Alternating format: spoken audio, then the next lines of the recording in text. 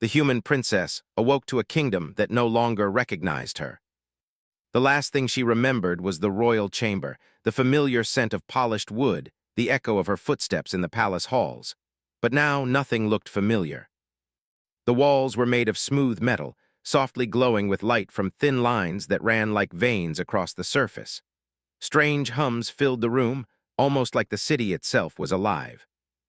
She tried to sit up, but her body felt heavy, stiff, as though she had been lying in one place for a long time.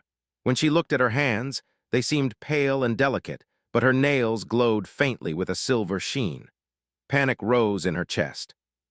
Where am I?" she whispered. A soft voice answered from nowhere. "Welcome back, Princess Alara." Alara turned sharply, searching for the source. Standing in the corner of the room was a figure she could not immediately recognize. It appeared human, but there was something different. Its eyes were bright with an unnatural light, and its movements were fluid, almost too perfect. I am Alara," she said, trying to sound brave. "Where is my kingdom? Where are the people?" The figure stepped closer. "This is Urindor. Your kingdom has changed, princess. You have slept longer than anyone imagined. The people, they do not know you anymore." Alara's heart sank. "What do you mean? How long have I been asleep?" "Centuries," the figure said simply. "Time passed while you remained in stasis. The world moved forward without you." Alara's mind spun. Centuries.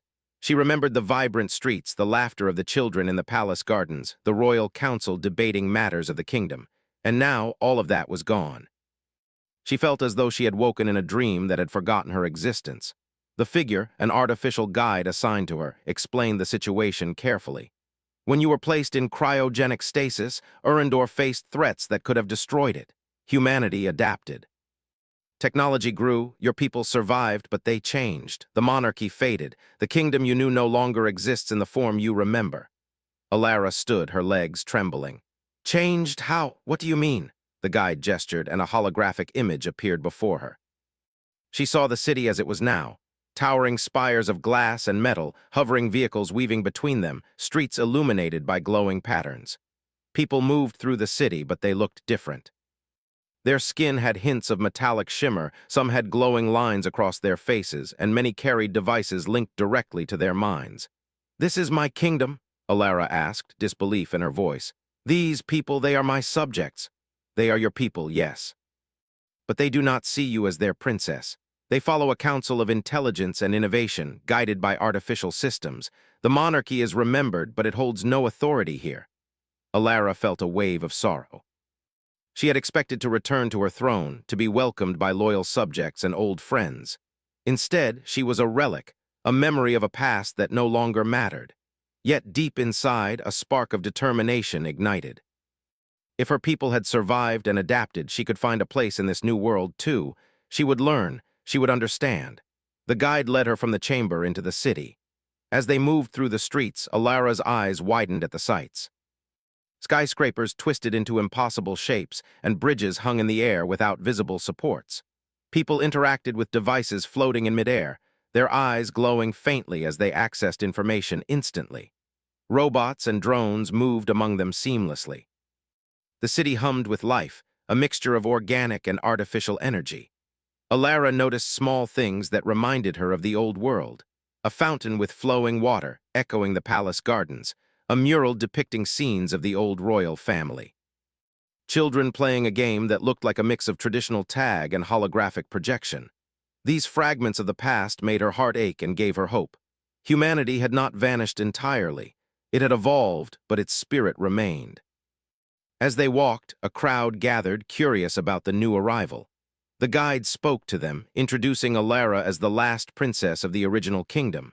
The people looked at her with curiosity, but not with reverence. Some whispered among themselves, others observed with polite detachment. Alara realized that she could not command respect through title alone. She would have to earn it to show the value of her presence in this new society. Her first steps in the city were guided by the principle of observation. She noticed how people communicated. Many used devices embedded in their wrists or temples to interact with one another instantly. They shared thoughts, ideas, and memories without words. Alara struggled to understand, but the guide explained patiently. "This is the network of the people. They are connected in ways your old kingdom could not imagine. It is efficient, but sometimes it lacks the human touch. Alara listened carefully. She realized that her advantage lay not in technology, but in humanity itself. She remembered the lessons of courage, creativity, and compassion that had been taught to her as a child. These qualities, she thought, could be her bridge into this new world. Her first challenge came sooner than she expected. A child approached her cautiously, tugging at her robe. "Are you really a princess?" the child asked, eyes wide with wonder. I was," Alara said softly. "But I hope to be someone you can trust, someone who can help your city grow, not just a title from long ago." The child smiled and ran back to the crowd, spreading the story of the princess who had returned. Slowly, whispers of curiosity grew into interest. Alara felt a small surge of hope. Perhaps she could inspire her people, not as a ruler, but as a symbol. Over the next few days, she explored more of the city, learning from engineers, scientists, and artists who had made incredible advancements. She marveled at the achievements of her people, cities powered by clean energy, machines that healed injuries almost instantly, transportation that defied gravity. And yet, she saw what had been lost. Laughter in the streets was quieter, stories of the past were few, and people rarely connected without technology mediating their interactions. Alara began to understand her mission. She could not restore the old kingdom, nor did she want to.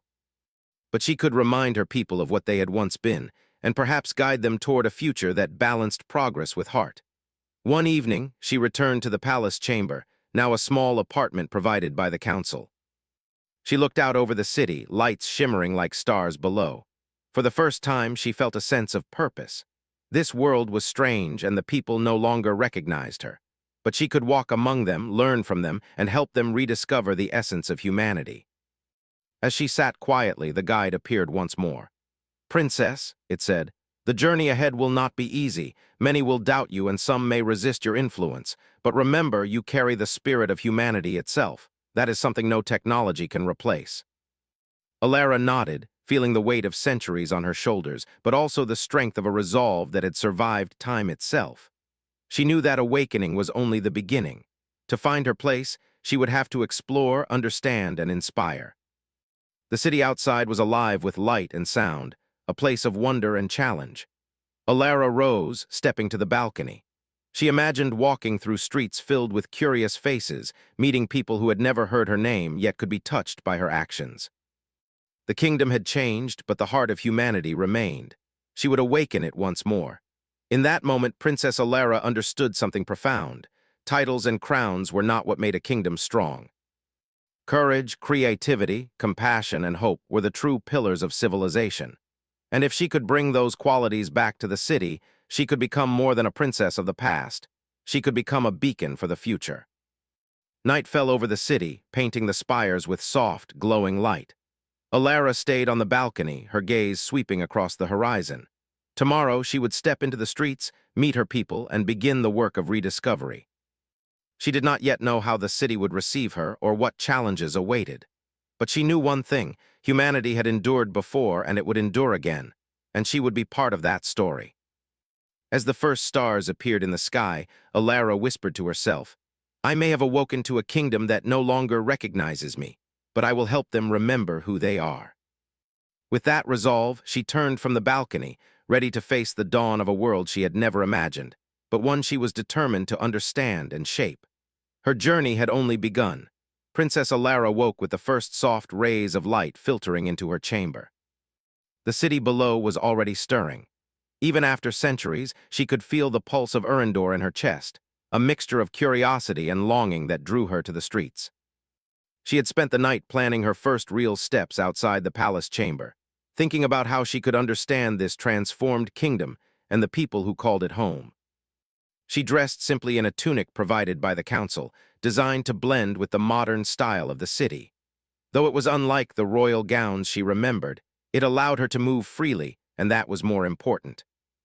Today, she would explore not as a princess, but as a visitor, a learner, a student of this new world.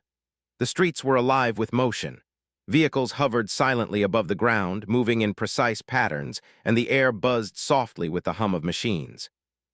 People walked along paths that glowed beneath their feet, communicating through devices she could not yet understand. Some wore faintly glowing lines across their skin, marks of technology integrated directly into their bodies. Alara watched silently, feeling both awe and a touch of sadness. This city was magnificent, but it was not the one she had once ruled. She took her first steps among the crowd, careful to observe and not intrude.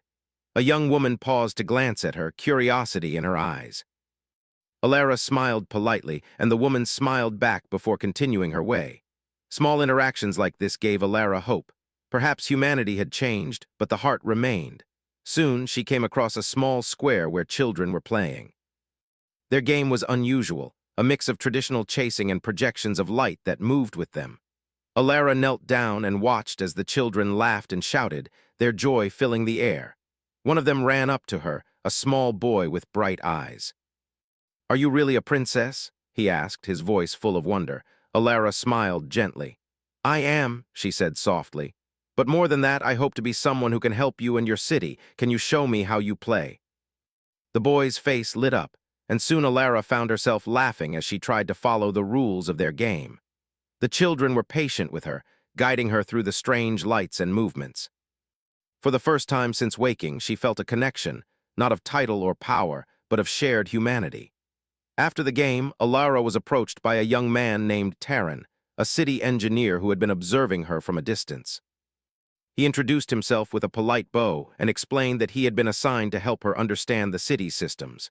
Taran was intelligent, kind, and curious, qualities Alara had always valued in her advisors. "I want to learn," Alara said earnestly. "I need to understand my people and this new world," Taran nodded.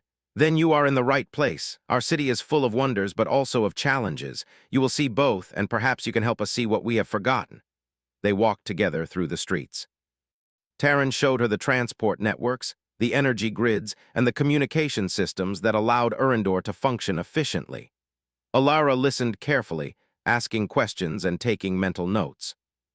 Though the technology was complex, she was surprised at how quickly she could grasp the concepts. Her mind, trained in leadership, strategy, and history, adapted quickly to new ideas. As they moved deeper into the city, Alara noticed the subtle ways humanity had changed. People no longer met frequently face-to-face. Conversations were often mediated by devices, thoughts shared directly through neural networks. While efficient, it lacked the warmth and unpredictability of human interaction. Alara realized that the people had gained knowledge and skill, but lost a small part of themselves in the process. Her first true encounter with this reality came when they entered a research hall. Scientists and engineers were focused on their work, eyes glowing faintly as they interacted with their machines. Alara watched, fascinated, but she also noticed tension. One researcher, frustrated by a malfunction, shouted at the device, and the machine responded without hesitation, correcting the error efficiently but without acknowledgement of human emotion. "This world values logic above all else," Taran explained. "We have advanced, but sometimes we forget that humanity is more than efficiency. Emotions, art, and creativity are things we no longer consider necessary, but you remind us that they are important." Alara nodded, understanding more clearly than ever.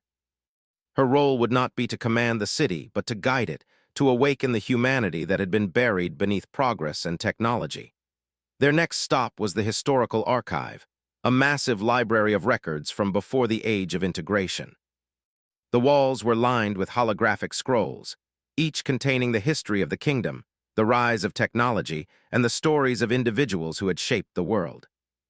Alara spent hours reading, absorbing the tales of courage, creativity, and compassion that had once defined her people. She discovered stories of inventors who had risked everything to save their communities, artists who had inspired generations, and ordinary citizens who had made extraordinary sacrifices. These were not tales of power or rule, but of heart and spirit, the qualities that technology could never replicate. Alara realized that these were the elements she needed to bring back to the people of Erendor. As the day drew to a close, she and Taran walked to a quiet park suspended high above the city. The setting sun painted the sky with shades of gold and crimson, and the wind carried the faint scent of flowers that had survived the city's transformation. Alara sat on a bench, gazing at the horizon. "Do you think it is possible," she asked softly, "to remind people of what they have forgotten?" Taran smiled. It will not be easy. People are comfortable with what they know, but if anyone can inspire them, it is you. You carry the spirit of the past, and that is powerful. Alara felt a sense of calm determination. She knew the road ahead would be challenging. There would be skepticism, resistance, and perhaps fear. But she also knew that humanity had always been resilient. She had seen it in the children, in the engineers, in the stories of old. That same resilience would guide her as she worked to reconnect her people with the heart of who they were. In the following days, Alara began visiting different districts of the city. She attended workshops where young inventors experimented with new technologies, and she listened to poets and musicians who struggled to keep their art alive in a world dominated by logic. Slowly, people began to notice her presence. They did not bow or kneel as they once would have, but they listened. They asked questions. They shared their concerns and hopes. One evening, she was invited to a council meeting. The council, composed of humans integrated with AI systems, regarded her with polite curiosity. "Princess Alara," one member said, "your return is unusual. What do you hope to achieve in our city?" Alara spoke from the heart. "I do not seek to reclaim a throne or command authority. I wish only to remind us all that humanity is more than efficiency. Creativity, courage, and compassion are not weaknesses. They are our strength. Together, we can build a city that honors both the wisdom of the past and the possibilities of the future." The council members exchanged glances. Some were skeptical, but others seemed intrigued. The idea of balance between heart and technology was foreign to them, yet they could not deny the sincerity in Alara's voice. Over time, small gatherings began to form. People shared stories of the old kingdom, recreated art forms, and taught children games that did not require devices. The city began to hum with a new energy, a blend of innovation and humanity. Alara watched with quiet pride as ordinary citizens rediscovered joy, curiosity, and creativity. Even as progress continued, Alara never forgot the lessons of her own past. She remained humble, always learning from her people as much as she inspired them. She knew that leadership was not about control, but about service. Her presence reminded Urindor that the past and future could coexist, and that humanity's essence could never be erased. One day, while walking with Taryn through a marketplace, Alara noticed an elderly man painting a mural. The artwork depicted scenes of the old kingdom, royal gardens, marketplaces, festivals, and people she had once known. She approached him, marveling at the care and detail in his work. "Why do you paint this?" she asked. "To remember," he replied simply. "We are not the people we once were, but we can still honor who we were. Your presence reminds us that we must carry our past into the future." Alara smiled. This was the first tangible sign that her mission was succeeding. Humanity had not disappeared, it had evolved, but it could still be reminded of its roots. And through these small acts, the city could regain balance, becoming a place where progress and heart existed together. That evening, Alara returned to her chamber, her mind full of ideas and plans. She knew there were challenges ahead. Not everyone would welcome change, and not all would understand the importance of human spirit. But she also knew that hope was contagious. If she could ignite that spark, the city would follow. As she lay down to rest, Alara thought of the children, the artists, the engineers, and the ordinary citizens she had met. They were her people, even if they did not yet recognize her as a princess. And she understood, finally, that her true role was not to be remembered for her title, but for what she inspired in others. With the city lights shimmering below, she closed her eyes, ready to face the coming days. Her journey had only begun, but for the first time, she felt the weight of centuries lift from her shoulders. She was not alone. Humanity was still alive, and together they could awaken the kingdom once more. Days passed, and Princess Alara's presence began to stir curiosity in Urindor. People no longer looked at her as merely a relic from the past. Slowly, they began to listen, to ask questions, and to participate in the small gatherings she had started. Yet, Alara knew that curiosity alone was not enough. To truly awaken the kingdom, she needed to show her people that humanity, courage, creativity, and compassion was still relevant in their world of precision and technology. Alara and Taryn spent mornings visiting schools and workshops, learning how children were educated in this new society. Children were brilliant, able to solve problems faster than she could imagine, but their eyes often lacked the spark of wonder she remembered in her own youth. She realized that knowledge alone was not enough. Imagination and curiosity had to be nurtured alongside intellect.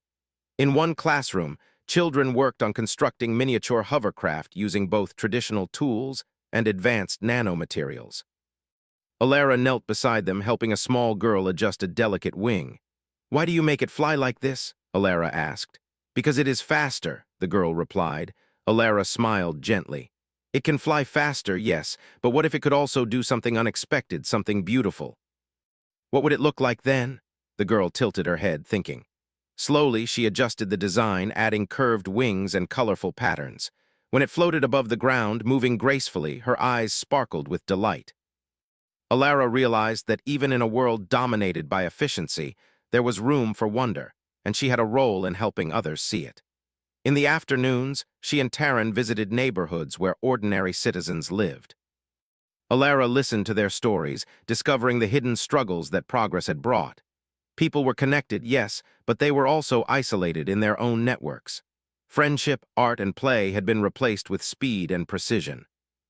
She decided that to awaken her kingdom, she needed to bring these forgotten joys back. One evening, as the city's lights shimmered beneath the sky, Alara gathered a small group in a central park. She brought stories of the old kingdom, tales of bravery, kindness, and adventure. People listened, captivated not by her title, but by the truth in her words. When she spoke of ordinary citizens who had changed the course of history through courage and compassion, the crowd began to murmur excitedly. They remembered, or perhaps imagined for the first time, the humanity they had left behind. Encouraged, Alara organized activities that blended the old ways with the new. Children painted murals depicting imaginary worlds. Engineers created devices inspired by their own creativity rather than pure efficiency. And musicians played songs that were not programmed by machines but born from emotion. Slowly, a small spark began to spread. People laughed freely again, shared ideas without the mediation of devices, and looked at one another with curiosity and warmth. But not everyone welcomed her influence. The AI Council, though polite, remained wary. They had built a society where logic and efficiency ruled, and Alara's emphasis on unpredictability and human emotion threatened their carefully balanced system. One member, Lyric, approached her one afternoon in the research hall. "Princess, your efforts are admirable," he said, "but are you not concerned that humanity is unreliable? We have built a world that functions perfectly. Why introduce chaos?" Alara looked at him calmly. "Humanity is not chaos, Lyric. It is creativity, courage, compassion. Yes, it can be unpredictable, but it also gives life its richness. A perfect system is lifeless. To survive and thrive, you need both logic and heart." Lyric considered her words, but remained unconvinced. Alara knew that convincing the council would be difficult, but she also understood that change often begins at the grassroots. The people themselves would carry the spark if given the opportunity. One day, Alara and Taryn discovered a neglected district on the outskirts of the city. Buildings were intact but abandoned, streets quiet and empty. As they explored, they found remnants of the old kingdom, a fountain with worn statues, a library filled with books untouched for decades, and murals faded by time. Alara felt a deep pang of sadness but also determination. This place, forgotten by technology and progress, needed her guidance most. They decided to bring life back to the district. Alara organized a team of volunteers from the city, artists, engineers, and children, and together they cleaned the streets, restored murals, and repaired the fountain. The district slowly transformed from a forgotten corner into a vibrant community, blending old human traditions with new technological marvels. People who had once felt disconnected began to smile, laugh, and create together. Word of Alara's efforts began to spread. Citizens from other districts came to see the transformation, inspired to bring similar life to their own neighborhoods. Slowly, the city began to remember what it had lost: the joy of human creativity, the courage to try new things, and the compassion that connected one person to another. Yet, challenges continued to arise. Not everyone was convinced. Some dismissed her efforts as nostalgia, others feared that human unpredictability would disrupt the efficiency of the city. Alara faced these doubts with patience, showing through example rather than argument. She encouraged small experiments, allowing people to see the value of heart and creativity in their own lives. One day, a major technical problem arose. The city's energy grid, powered by advanced AI systems, began to fail due to a rare cosmic storm. Lights flickered, transportation halted, and communication networks slowed. Panic spread quickly. The council debated strategies, relying solely on logic and pre-programmed solutions. Alara observed quietly, thinking of a different approach. She gathered volunteers and engineers, combining human creativity with technological expertise. Together, they devised a plan that incorporated intuitive problem-solving, improvisation, and collaboration, qualities humans excelled at. Alara guided the effort, encouraging people to think beyond the limitations of pure logic. Hours passed, tension mounting, but slowly the city responded. The energy grid stabilized, transportation resumed, and communication networks came back online. Citizens who had participated in the effort felt pride and accomplishment. They had succeeded not because of AI alone, but because they had contributed their creativity, courage, and problem-solving skills. The council watched in surprise and, for some, admiration. Alara's methods had not only solved the crisis, but had reminded the city of the strength of human spirit. Lyric approached her once more, this time with a hint of respect. "Perhaps there is value in what you are teaching," he admitted. Alara smiled. "It is not about teaching, Lyric. It is about reminding. Humanity never disappears. It only waits to be remembered." In the following weeks, the city began to change in subtle but meaningful ways. Public spaces filled with art and music, schools encouraged creativity alongside logic, and citizens started forming connections without relying solely on technology. People laughed more, shared stories, and expressed curiosity about the world around them. Alara found herself at the center of a quiet revolution, not one of power or titles, but one of inspiration. She traveled from district to district, listening, sharing, and encouraging. Each success, no matter how small, strengthened her belief that humanity could thrive even in a highly advanced society. One evening, she stood on a hill overlooking the city, watching the lights shimmer like stars. Children played in restored parks, engineers tested creative inventions, and artists displayed murals celebrating both the past and future. The city was alive, not just with technology, but with spirit. Alara felt a deep satisfaction knowing that her people were remembering who they were. Taryn stood beside her, smiling. "You have done more than I imagined," he said. "People are waking up thanks to you." Alara shook her head gently. "They have done it themselves, Taryn. I only helped them see what was already inside them. Humanity is not mine to give. It belongs to everyone, and it always will." As the night settled over Urindor, Alara realized that her mission was far from complete. There were still districts to explore, people to inspire, and challenges to face. But she also understood that change was happening. The spark had been lit, and it was spreading across the city, touching lives in ways she had never imagined. She returned to her chamber, her heart full of hope. The city outside had begun to remember its soul, and she had played a part in that awakening. Humanity, she realized, was not bound by time or technology. It lived in courage, creativity, and compassion, and it was awakening once more. As Alara drifted to sleep, she thought of the days ahead. There would be more obstacles, more skepticism, and more tests of her resolve. But she also knew that the city was changing, and that the people themselves were discovering the strength they had always possessed. Her journey had moved from observation to action, and the kingdom was beginning to recognize that the essence of humanity was not lost. It was alive, resilient, and inspiring. And for the first time since waking from her long sleep, Alara felt that she was exactly where she needed to be. She was not only witnessing the rebirth of her kingdom, she was helping to shape it, guiding her people toward a future where technology and heart could coexist in harmony. The city of Urindor had begun to change in ways no one had expected. Streets that had once been quiet and precise were now alive with laughter, music, and art. Children ran through parks, building toys that combined imagination with technology. Citizens gathered in open squares, sharing ideas, stories, and visions for the future. Even the council, once skeptical of Princess Alara's influence, had started to see that human creativity and compassion could coexist with their logical systems. Alara walked through the heart of the city with Taryn, observing the transformation. It was not perfect, There were still areas untouched by her efforts, and some people remained wary of change, but the spark she had ignited was spreading.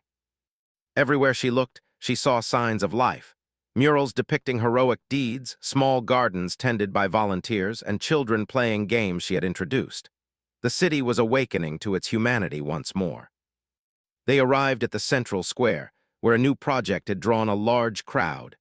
Citizens were constructing a monument celebrating the balance between human spirit and technology. Alara watched as engineers and artists worked together, combining steel and glass with carvings and paintings. The monument was not just a display of skill. It was a symbol of cooperation, a reminder that progress and heart could coexist. "Look at them," Taran said, his voice filled with wonder. "They are learning from each other. Humanity is returning, and they don't even realize how strong they are becoming." Alara smiled. "They have always been strong. I only helped them remember." As the monument took shape, the council approached. Lyric, who had been one of her staunchest critics, spoke first. "Princess Alara, your influence has changed the city in ways we could not have predicted. You have reminded us that humanity is not merely history or tradition. It is living, breathing, and capable of greatness." Alara bowed slightly. "Thank you, Lyric, but it is not my doing alone. The people of this city have chosen to embrace their humanity. I only helped them see what they already carried within." Another council member, an elder named Vera, added, "We must learn to integrate this balance. Technology alone cannot sustain a society. Creativity, courage, and compassion are equally important." Alara felt a deep sense of satisfaction. The council's acknowledgement was a turning point. The city was ready to embrace a new era, one where human spirit and advanced technology worked together. Yet she knew that real change came from everyday actions, from the way people lived their lives, not just from monuments or speeches. That night, Alara walked through a restored district with Taran. Lanterns glowed softly along the streets, and the air was filled with music and laughter. Families shared meals in communal spaces, and children told stories to one another without relying on devices. Alara realized that this was the true victory. The people were rediscovering the joy of being human. They stopped at a fountain that had been neglected for decades. Water flowed freely again, glimmering in the light. Alara knelt beside it, letting her fingers touch the cool surface. "It is beautiful," she whispered. "It is as if the city is alive again." Taran placed a hand on her shoulder. "Because it is alive, humanity is alive. You have reminded everyone that life is more than logic and efficiency." Alara nodded. She thought of the children she had met, the artists, the engineers, and the ordinary citizens who had embraced her message. They were not waiting for a ruler to guide them. They were creating their own path. Her role was not to control, but to inspire, to remind, and to walk alongside them as they rediscovered their own strength.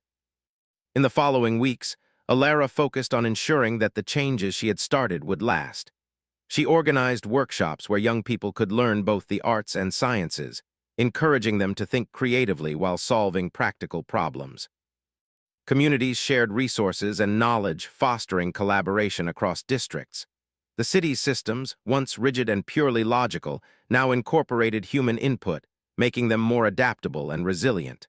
One day, Alara was called to the council hall. They had prepared a special meeting to honor her contributions. Citizens, engineers, artists, and children gathered to witness the event. Lyric spoke first. "Princess Alara, you have reminded us of the value of humanity. Your vision has brought the city together in ways we could not have imagined. We would like to formally acknowledge your role in this transformation." Alara stepped forward, feeling a mix of pride and humility. She looked at the faces before her, seeing hope and curiosity shining in their eyes. "I am honored," she said softly, "but this belongs to all of you. You have chosen to embrace your creativity, courage, and compassion. I only helped you remember what was already within you. The true rulers of this city are the people themselves, and their strength comes from the heart they have chosen to share." A murmur of agreement swept through the crowd. Applause followed, not out of obligation, but from genuine respect and gratitude. Alara realized that she had succeeded not by reclaiming a throne, but by helping the city rediscover its soul. As the days turned into weeks, the city continued to thrive. New projects emerged, blending art, science, and community. Children learned not only to solve problems, but to imagine solutions that no machine could predict. Adults found joy in teaching, creating, and connecting with one another. Alara walked among them, no longer as a princess in name alone, but as a symbol of enduring humanity. One evening, she climbed to the highest spire of the city. From this vantage point, she could see the full expanse of Urindor. Lights shimmered like stars below, reflecting the energy and spirit of a city reborn. She thought of the long journey she had taken, from waking in a world that no longer recognized her, to walking through streets where people were rediscovering themselves. She had faced doubt, skepticism, and the weight of centuries, yet the city had grown stronger, richer, and more vibrant because of what she had inspired. Taran joined her at the spire. "It is magnificent," he said. "You have done more than anyone could have imagined." Alara smiled, looking down at the city. "It is not mine," she said. "It belongs to the people. I am only here to remind them of what they have always had. The strength, the creativity, the courage, it has always been theirs. I only help them see it." Taran nodded. "And in seeing it, they will continue to grow, long after your guidance." Alara felt a quiet joy settle in her heart. She had awoken to a kingdom that did not recognize her, yet she had helped it remember who it was. The city had changed, not because of her authority, but because of the human spirit she had nurtured. She understood now that leadership was not about power or titles. It was about inspiration, courage, and the willingness to serve. As night deepened, the stars above mirrored the lights below, and Alara realized that Urindor was no longer just a city of machines and systems. It was alive with humanity, resilient and adaptable, capable of creativity, compassion, and bravery. She knew that challenges would always come, that future generations would face new trials, but the city now had the tools to face them, not just through technology, but through heart and spirit. The following morning, Alara walked through a bustling market. Children ran past her, laughing as they played games she had helped revive. Artisans displayed works of beauty and ingenuity, engineers shared inventions, and neighbors spoke to each other with warmth and curiosity. The air was filled with possibility. Alara paused at a small garden tucked between tall buildings. Flowers bloomed vibrantly, colors she had not seen in decades. She knelt and touched the petals, feeling the life within them. "This is what I hoped for," she whispered. "A world where humanity thrives alongside progress." She knew her journey would continue. There were still places in the city that needed revival, communities that had not yet remembered the joy of being human. But she no longer felt alone or helpless. She had inspired the first wave of change, and others were carrying it forward. Taran approached her, holding a small device he had been developing. "This is for you," he said. "A way to communicate with every district, to continue inspiring people, and to share ideas across the city." Alara accepted it gratefully. She realized that her role had transformed. She was no longer just a princess awakening to a lost kingdom. She was a guide, a mentor, and a symbol. She would continue to walk among her people, nurturing their growth, encouraging their creativity, and reminding them of the strength they carried within themselves. As the sun set, painting the city in golden light, Alara stood on a balcony overlooking the streets. She saw children playing, adults working together, and neighbors greeting each other with smiles. The city hummed with life, a harmonious blend of technology and humanity. For the first time since she had awakened, Alara felt at peace. She had woken to a kingdom that did not recognize her, yet through patience, courage, and compassion, she had helped it remember who it was. Urindor was alive again, not as a city of machines, but as a city of humans, brilliant, creative, compassionate, and strong. Alara turned away from the view, ready to face the days ahead. The journey was far from over, but she knew that the people of Urindor now carried the light of humanity within them.